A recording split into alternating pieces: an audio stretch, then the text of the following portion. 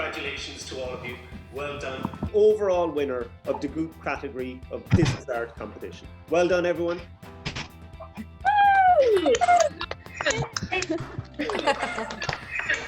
It's absolutely incredible. We are just so delighted, so thrilled. It means so much. Hi, Miss, how are you?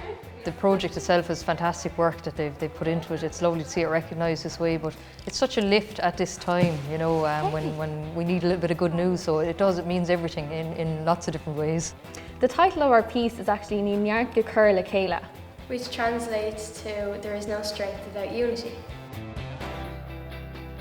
So this is a swan in flight and it's really beautiful, but we couldn't actually crowd around the same table to like make it together.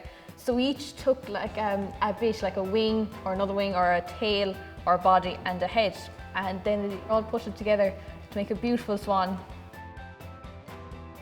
I think art is so important, especially now since we're in lockdown. It's just so important to be creative and express yourself, because sometimes you can be feeling bad, and it's good to really kind of get the emotions out, and it can make something really beautiful, even when you're sad.